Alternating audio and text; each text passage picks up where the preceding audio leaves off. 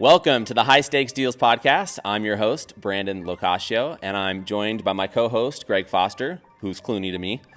Greg, who do we have the pleasure of interviewing today? Well, thank you, Brandon. We have the pleasure, heartfelt welcome, Tiffany. We have Tiffany Dawson, also known as Tiffany the Lender. And Tiffany is here with us today, and she's got a great story to tell us, and she's a mover and a shaker out in Menifee. Correct, Tiffany? Yeah.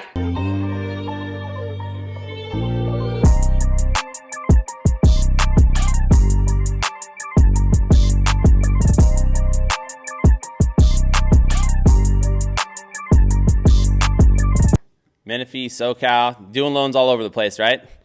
Pretty much. We can assist in 47 states, depending on the loan type. But yeah. Damn, there we go. Good for you. Well, Tiffany, before we, I guess, get into it here, why don't you give everybody just a quick, minute or two about you, high level, and then we'll kind of jump into some things we want to ask you. Yeah, definitely. Like you said, Tiffany the Lender on all social media platforms, but my main focus is real estate. Super passionate about helping people create generational wealth through real estate, whether that's, buying their own home or expanding a portfolio. I have one, so I always try to give them that personalized experience from myself. And then obviously I do it professionally as a loan officer as well. We have a number of business ventures that we also do, my husband and I, just because you need those multiple streams of income. So that's it, the cash flow. Out here trying to make sure that I can live the life that I want and be present fully for my kids. So. That's fantastic. Man, I love that. Yeah. So take us back. Where did you grow up? How did you get started in did you go to school, college? Yeah. I grew up in Carson, California, so I'm from the South Bay, born and raised. And private school all my life. Ended up going to Long Beach State, graduating from there. Thought I was going to be a lawyer. Good school. Yeah, my son's there now. He's headed into his senior year, so I'm excited for him. But being a lawyer wasn't for me. That didn't do it for me. Yeah. So my husband wants to. Did you actually go to law school or?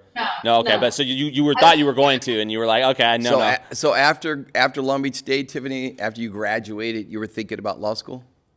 Yeah, I prepped for the LSAT. I interned for an attorney in Beverly Hills, which was really cool. Yeah. And then I was like, no, this is not for me. I can't read 400 pages to look for one sentence. Yeah, to look for one sentence. Yeah, I think most people assume that attorneys are always in court and they see the movies and the TV shows. The opposite. But would you say it is the opposite, right? Yep. Most of the work is sitting and staring at a computer screen or reading briefs and whatever they do, right? But that's probably the bulk of it.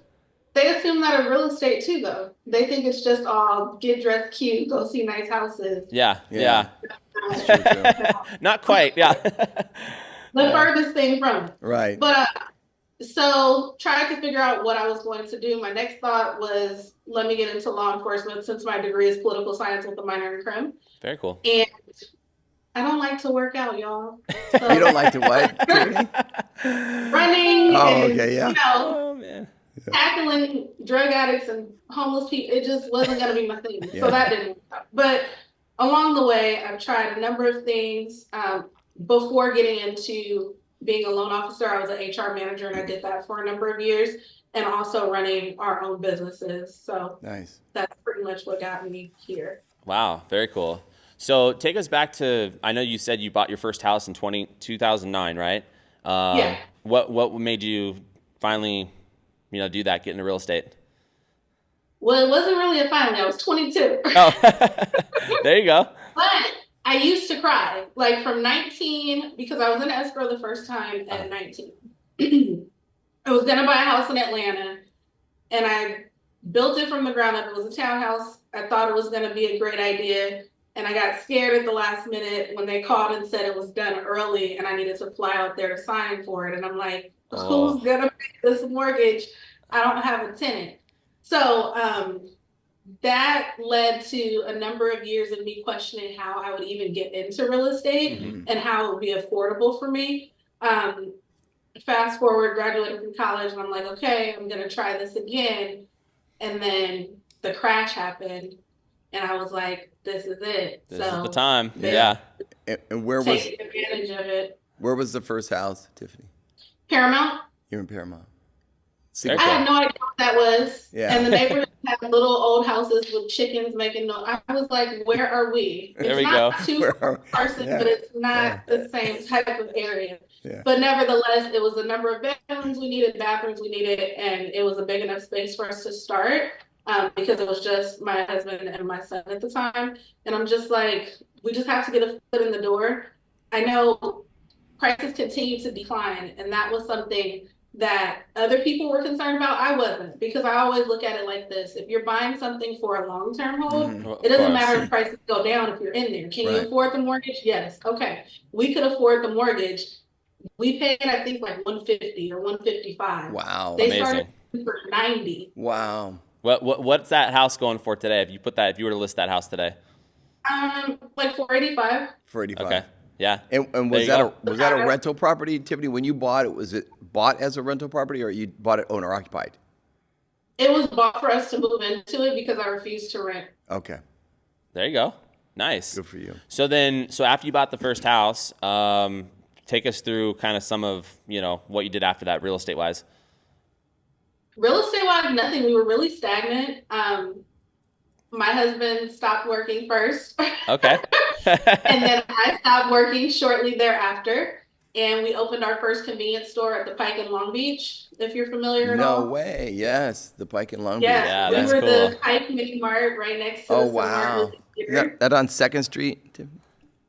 Not on Second. It's on Ocean and Shoreline. Ocean. There you Yeah. go. Wow. Nice. Yeah, it's now the outlets Oh, at okay. the Pike.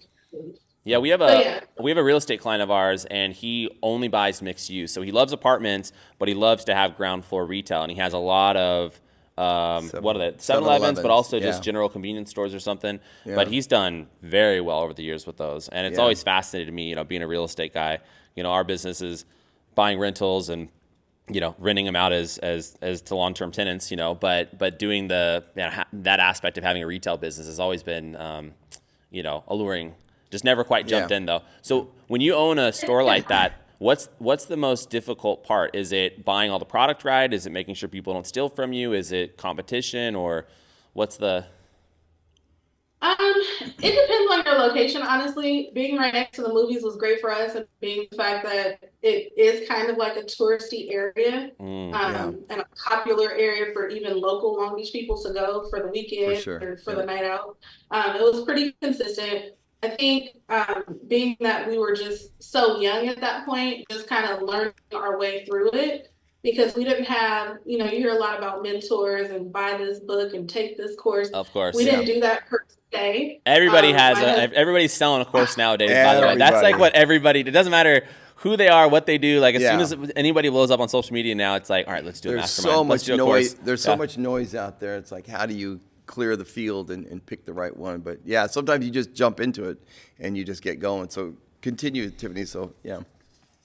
Yeah, no, I was just gonna say my husband's grandparents owned 7 liquor stores, so that's the experience that we kind of went off of. There you go. When we didn't have liquor, and it was also a mix of souvenir shop for Long Beach Apparel, but it did really well for us, and we expanded from that to 4 stores Wow. in the Wow. Long Beach area. In the Long Beach area. Nice. So are you now? Do you guys still own those stores today, or have you sold them, or? We have 1 remaining. Nice. I stepped away, what was it, like 9 years ago? I stepped away and went back and got a real job Okay. because I wanted to get in a position to buy houses with real W-2 income. Yeah. Right. Because at that time, my lack of knowledge that was the only way we could, not knowing, all of the non-traditional loan products that are available now. We have more than enough money to buy real estate Right. then. We just didn't know.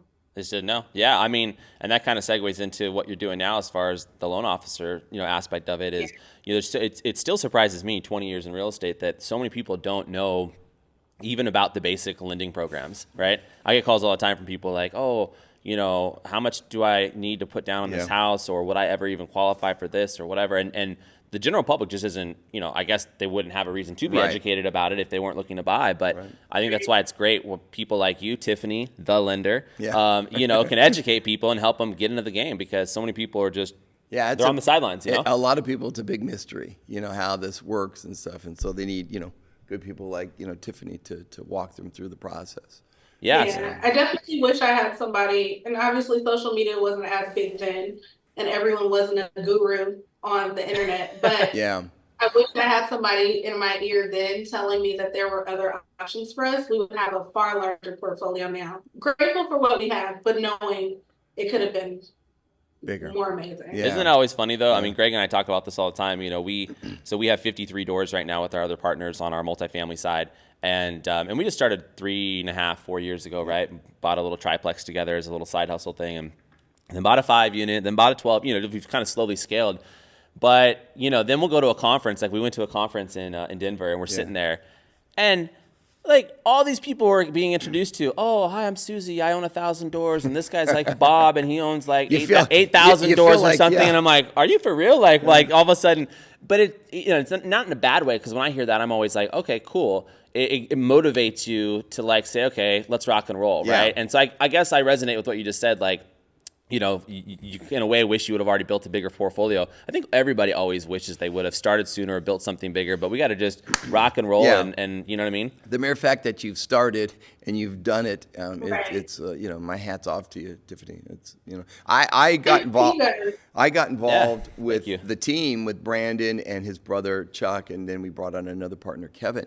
But I needed a team. I needed people kind of around me thinking like minds and stuff like that to actually get the scary part out of the way. Like you were saying, getting into escrow on an investment property is not easy on the first try, but once you get that across the board, it seems to get easier. And so, I couldn't do it by myself. It just was scary.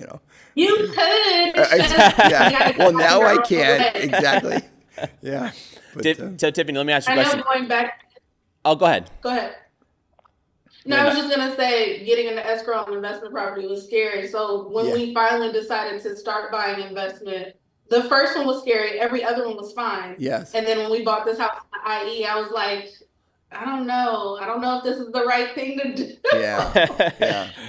But I love it here, so we're good now. Yeah, I mean, the IE's amazing. And Menifee in particular, Menifee, Murrieta, where my parents live, that whole little southwest Riverside County, you cannot go wrong. I mean, have you spent time, you've maybe gone to Menifee when we were showing Terry some homes. You went to Menifee a couple times. Beautiful area. Beautiful. I mean, it's grown so much, because when my parents moved to Temecula, we moved to Murrieta in 98, there was 30,000 people in Murrieta and 30,000 people, roughly speaking, in Temecula. Nothing else around. I'm sure Menifee had like maybe a population of like 5,000. There wasn't really anything there, if that. Oh, but now it's like you go out there and it's booming. Yeah, and it's going to continue that way too. It's just and in the right way too. Really expensive out here, comparatively speaking to what it was before. Oh, 100%. Sometimes my clients get approved for low amounts, and they're like, "Oh yeah, I'll go to Corona." I'm like, "You can't afford Corona." Yeah. They're like, "Well, I'll do Menifee like else." I'm like, "You can't really go there either. You want like Beaumont or Hammond?" Right. No, it's funny though, Tiffany. I remember because I was selling homes. I got my real estate license in 2007, and I was selling homes right through the recession out there. And before I came to Orange County and then came to LA, but I was rolling around the IE and everything was 250, 300,000, 350. Wow. I mean, but you're talking like 3,000 square foot houses, like nice stuff, because everything had dropped out. So I mean, for 300,000, you could get a pretty nice property. A nice property. Corona, 400,000, beautiful home in Eastvale or something. Those are all $1 million homes now, that's changed. 900,000, 800,000, $1 million, whatever, So everywhere in California is getting expensive, except for some Central Valley. Yeah, parts. and then you got my attention. I'm like, where? Because everywhere is expensive. Yeah. So let me ask you guys a question. So, do you guys feel like real estate? I mean, Tiffany, do you feel like real estate is really like the best type of investment? Or, in other words, today you've got crypto. Obviously you've got stocks and people are investing in AI and all kinds of other things. Yeah. But what would you say to somebody that hasn't started investing in real estate, or it's only a very small portion of their portfolio? I would just say it's safe. I guess I'm a little biased because this is where I'm comfortable. Yep. I know it's not going to go anywhere. People always need somewhere to live. Rent will continue to increase, as will home prices. And I just know that long term, I don't have to do too much to this to keep my money safe and help it keep growing. Obviously, I know I need to diversify into something else, but I'm Good comfortable point. here. Good point. And Tiffany, speaking of diversification, so you're a lender, you work in loans, and you have, and I don't, and that's kind of why I'm asking the question. I love to know your diversification. So you own a liquor store, and Brandon had mentioned that you also had recently purchased like a mailbox, etc. Something like that, right? So we're doing a non-name brand. I don't really like franchises. I'm weird on franchises. Right. Yeah. I don't like the startups, the rules. It's great that they have a blueprint for you, but we're kind of like, we go against the grain a little bit and we just do our own thing.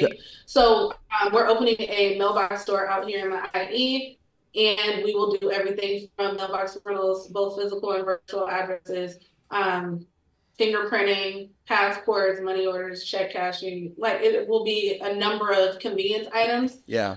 In an area that needs that type of service. I heard somebody talk about this on the internet, and so I was fascinated when he told me about that, Tiffany, because they said, listen, I just opened up a mailbox type store, and I have 200 mailboxes. I have that's a door. That's Cash 200 flow, doors. cash That's flow. what you Yeah. look at, like, whether they're $20 or $30 a month or whatever. It's like just cash flow. So I was fascinated, Tiffany. And have you closed? Do you own it now? And are you running it? We haven't started fully because with commercial real estate, it's fun. There's always something. Oh, yeah. There were a couple suites that were previously all combined. And for some reason, there's been no business license for my space since 2009 when those spaces were all together. And now we rented one part of the space. So we're working with Riverside County still to get that all permitted so that way we can get the business license and get rolling. Oh, wow. Is that going to happen pretty quickly, Tiffany, or is it going to be a drawn-out process? Hopefully. Yeah. Hopefully. The landlord's working on it. I mean, I'm kind of just getting updates here and there because they have to call in an architect and a contractor and open the walls Right. and do some things that I'm not paying for because it's not mine. Right. So is your husband But helping you? Sorry, Tiffany, go ahead. I was going to say, is your husband helping you?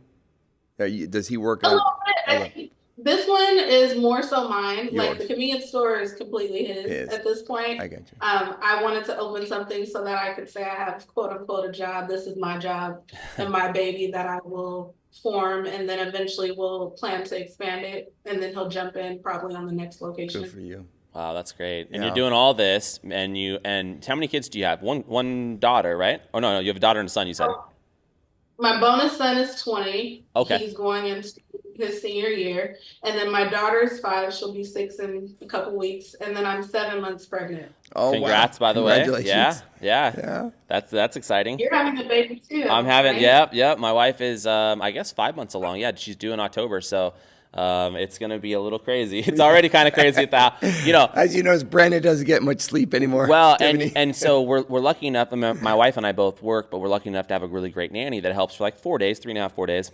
And so the way it works out is like, Saturday afternoon through, call it Sunday night, because my wife works weekends. That's kind of my time, right? And so it's always really interesting because it'll be like Sunday night, my wife's getting home. She could just tell I'm just fried, and she's like, dude, and you want like 4 or 5 kids? And I'm like, I do, but after, if you ask me Sunday night, I may not, say yes to that. Yeah. Changing. Well, Brandon has good, Brandon's a young guy, but he's got these good old school family values, Tiffany. One of the things he does is he takes Tuesdays off. His wife and him have different schedules, Yeah. So she has Monday and Tuesdays off, so I take Tuesdays. So he'll take Tuesday off and do a family day and stuff, which I think is really cool. You have to build those memories with the kids when they're young. Somebody said said that you'll know your kids as adults for like their whole life, but you'll know them as kids for just a little bit, window. Yeah. So it's important. No, it's nice. Yeah. I mean, taking Tuesdays off are great, and plus the bonus is that I get to ignore Greg on those days during the week. So I doubt it, Tiffany. Doubt it. Yeah. But no, Tiffany. I mean, what I was going to say is, so there you go, right? So you've got kids and mailbox stores and all kinds of stuff going on. You're real estate. And in 2022, you say, hey, I'm going to jump into becoming a loan officer. And by the way, how did that come about? You just thought it'd be a good career to jump into? No, I had no idea. It wasn't a thought in my mind. I'm starting to really like Tiffany. Yeah. No. So I had my daughter premature, and that kind of made things a little bit different for me in the workplace. So, like I said, I was an HR manager um, from the time I had her until the time I stopped working. And the demand on HR managers is pretty crazy. So, my husband was probably feeling a lot like you at home with my daughter after daycare, like, okay, this is getting a little crazy. When are you coming? And I wouldn't come home for hours, even though I said I was on my way because everybody always needed me. Yeah. But my daughter needed me. So I took a pay cut, went to another job that was supposed to have a great work-life balance. I was supposed to be 8 to 5, Monday through Friday, no weekends, no evenings. Everybody should be off work. They shouldn't be calling me at 10 p.m. Like, it was supposed to be great until they were like, oh, you're leaving already? You can't work Saturday. Wow. Like, you're not being a leader. And I'm like, I am being a leader. I took a $20,000 pay cut Right. for a better work balance. Yeah. And they're like, it's not about the money. Why do you keep bringing that up? No, it is about the money. Yeah. It's about the work-life balance. So I continue to purchase houses and convert my ADUs in order to replace my income, not knowing what was next. But I kept sending referrals to my loan officer at the time. And she was like, why don't you just take the test? And I was like, no. I like having a regular check every 2 weeks. Like, this is just something I'm doing to build up a portfolio because I always wanted one. But I have no desire to be 100% commission. I need regular income. Yeah. And then I was like, okay, let me go take the test. I took it, passed, met with her broker. He was cool. And then I looked up one day and I'm like, crap, my rental income replaces my work income. Nice. Man. Wow. And I left. That's so cool. Wow. So Tiffany, what do you feel like getting into the lending business? What is the market like to you? If you were to interpret, what's going on? Well, I know we have high rates. I mean, that's for sure. But I mean, how do you see this thing playing out? And what do you do differently? And, a little bit about your lending. It's really tough. Yeah. It's really, really tough. For first-time buyers, it's tough for even some secondary buyers because they're not used to these prices, right? Like, I talk to people and they have really low rent. They might be paying $1,600, $2,000. Most of the clients I'm closing right now, their mortgages are $500 to $7,200, and that's on a starter home. Yeah. So it's really difficult for people to wrap their head around it, and understandably so. At this point, it's really about educating people on how to be prepared. Not saying that prices will drop dramatically. Right. Hopefully rates will, which will have a monthly payment impact. But I mean, you kind of just have to get to a point to where you pay down your debt as much as you can, fix your credit, and start to accept the fact that there is no $2,000 and $3,000 mortgage. Right. If you want to stay in California, you're going to have to pay and figure out how that's going to be possible for you and your family, or additional family members or friends just banding together to be able to get a foot in the door before there's not an opportunity to even do that. Yeah, that makes sense. Are you doing a lot of the buy downs right now? Is that pretty popular? I don't do a lot of the buy downs. A lot of my clients don't have money for that. And a lot of sellers aren't necessarily motivated to give away anything when inventory is so low. So what about that program that came out last year for California, where California was helping with the down payment? And then I'd heard, we were just talking about this the other day, that they were going to bring it back. It was like a couple months ago they said they were bringing it back, but I never heard if it. Did it come back or not? It came back. It's back? Wow. It came back. It came back and it already went again? It's like, because last time it went fast. Yeah. You have to be in by a certain time. So the first time they did it, it was just a matter of hurrying up to get pre-approved, finding a house, getting an escrow, doing your conditions, and then locking your amount. Right. That money went away in like 2 weeks or less. Then the second time they brought it around, they changed the stipulations to where you have to be a first-time home buyer, first generation, and like a number of other things. And it was also a lottery. I'm not really big on the if then this situation because I feel like it gets a lot of people's hopes up. I'm not a gambler. So I'm more so, here are the down payment assistance programs that we offer that are not going to run away from you. And then here are the traditional products that we offer that have the least down payment. And let's see how we can get into one of these, because a lot of times I feel like with programs like that, you're approving people for 100, 200 grand more than what they would qualify for without the program. And then the program goes away, or they can't qualify, or the lottery doesn't come through. All of a sudden it's like, and then they can't find anything in their real budget. Of course. And then they just don't buy. Then they're because just, yeah. they're waiting in the next lottery. Yeah. What's the most popular loan program right now? What are most people doing? FHA, 5% down, conventional? Most of my clients are going FHA, even if they qualify for conventional, because the rates are so much better. And at the end of the day, you're going to refi anyway. Yeah. So you could save some money every month. FHA is typically what they're doing. And then I do a large amount of bank statement loans, which is my personal favorite and how we got this house here. Interesting. So. Nice. And Tiffany, is there a private mortgage insurance on the FHA loan? There is, isn't there? Yeah. Yeah. 0.55% of the loan amount. And that's at 80% LTV and higher. Yes. Yeah. So then once you have that 20% equity, you can refinance the house, obviously, and PMI goes away. PMI goes away. Yeah. Interesting. Yeah. And then, so Tiffany, how do you get your business? How do you, develop? Because you seem like such a positive. I mean, person. number one, I can almost answer it and say, I see her kicking ass on social media every day. Is that? So you got to be getting some business from social media, right? Is that the answer? That's where a majority of my business Boom. and my purchases come from. So break that down, right? Yeah. Because we were talking about this before the show, and people have such a struggle with social media and with marketing and branding in general, even before social media was here. But we're so blessed to be in 2024, where you could literally pick up your phone and you can start a show. You can push out a quick clip to however many people on the internet, whatever you want to do, right? But is it consistency that people struggle with, in your opinion, or is it not having the right tools, or being afraid of how they sound or look? Because I know it's another big thing for people, That right? one. You think it's that one? Yeah.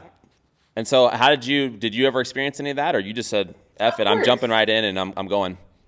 Oh, that was like my initial thing. It feels like you're talking to yourself, which is weird. And I'm not, Yeah. like you're having a full-on dialogue with no one. Right. You get like and then- 3 viewers and a like. Yeah, exactly.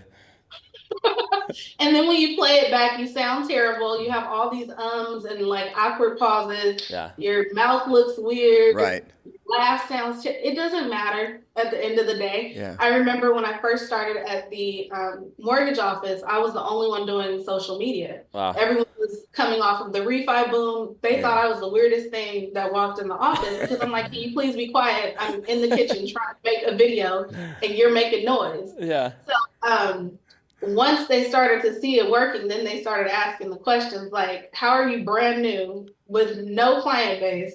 And now all of a sudden you have like realtor partners and other people reaching out to you. You have clients. Like, how are you even getting checks bigger than me?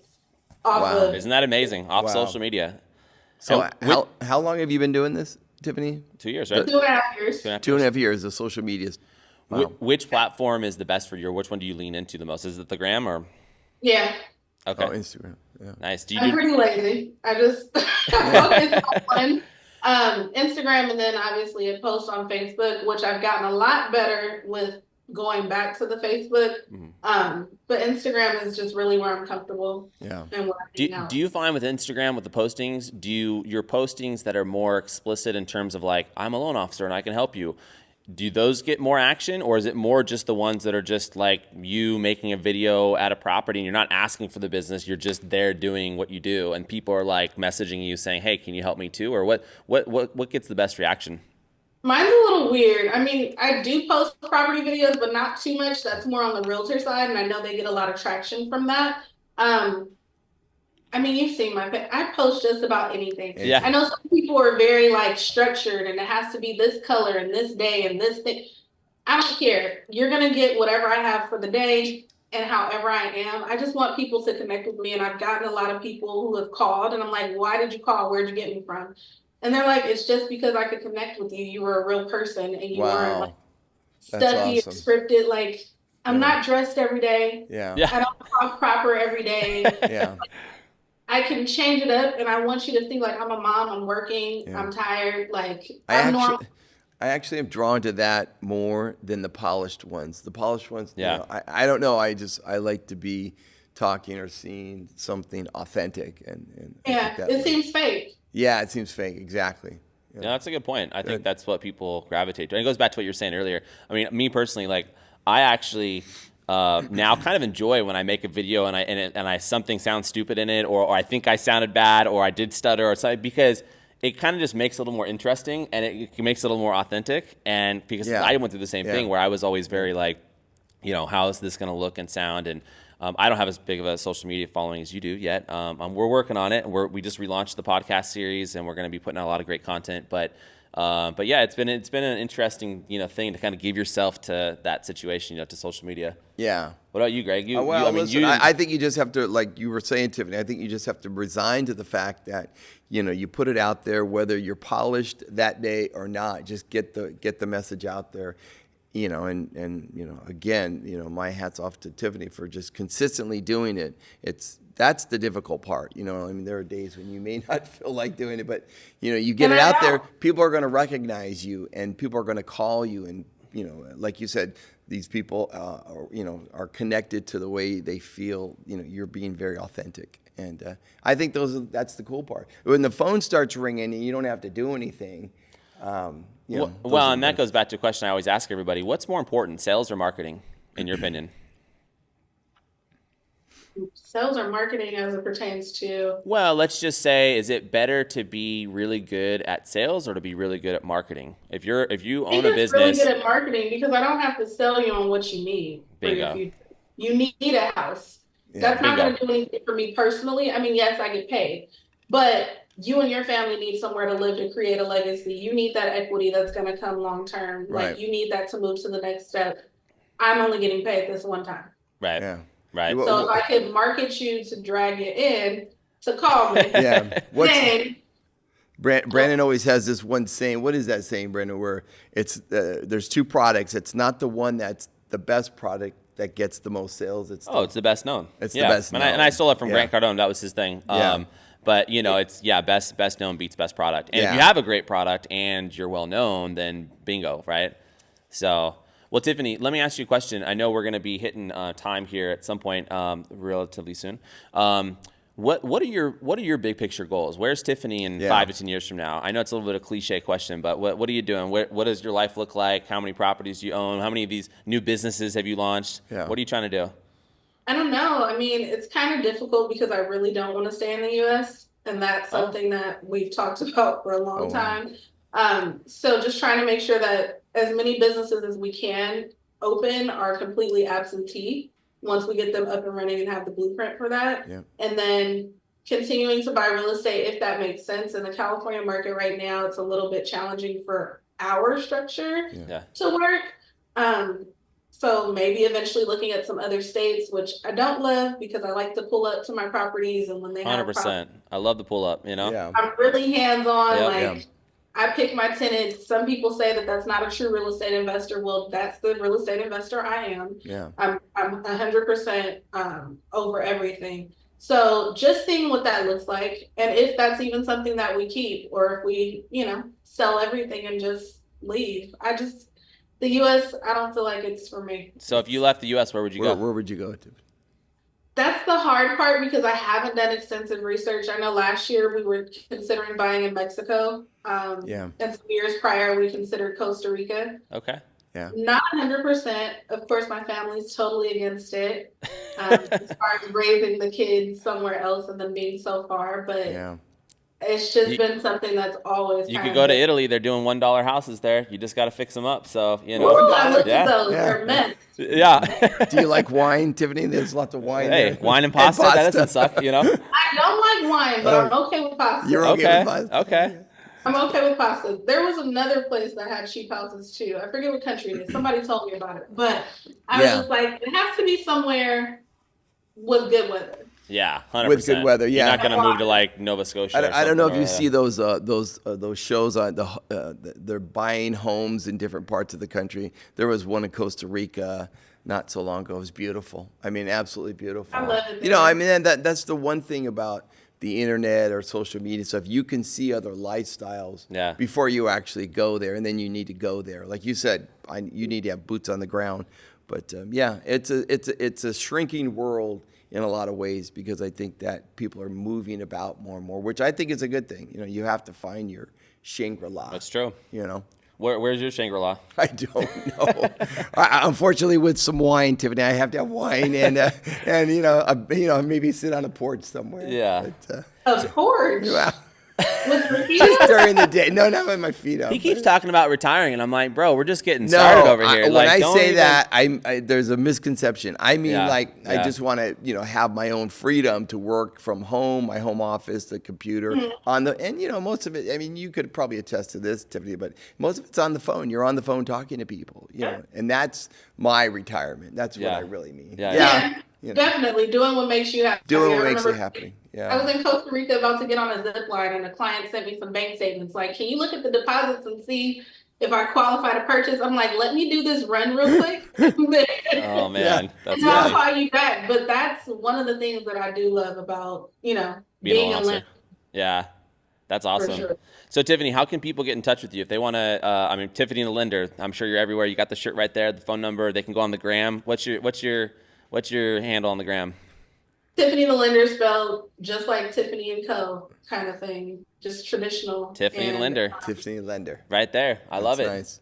Well, Yeah. Tiffany, my hat's off to you. Seriously, I appreciate you coming on. I've been wanting to do this with you for a while. I mean, I follow all your stuff, and I'm very impressed. And you've been motivating me, actually, to take social media more seriously. So I really appreciate you coming on today. Yeah, Tiffany, it's a pleasure to meet you. I'm truly inspired, and I wish you and your family much, much success in the future, for sure. Thank you. You Yeah. guys have a ton to share, so just pop the camera up and start sharing it. We appreciate True- that. true and, word and words. if you're in Hollywood, look us up. Come Please. out here. We'll do a coffee, or next time we're in the IE, maybe we'll have to do it. Let me know when you're on the IE. Yeah. Tiffany's Like, I probably won't be hanging out in Hollywood. Yeah. I will not be in Hollywood. I don't blame you. All right, Tiffany. Well, hey, we really appreciate it. This was awesome. And let's all go out there and make some stuff happen. Let's get that cash flow. Nice to meet you, All Tiffany. right. All right, Tiffany. Later. Bye. Bye.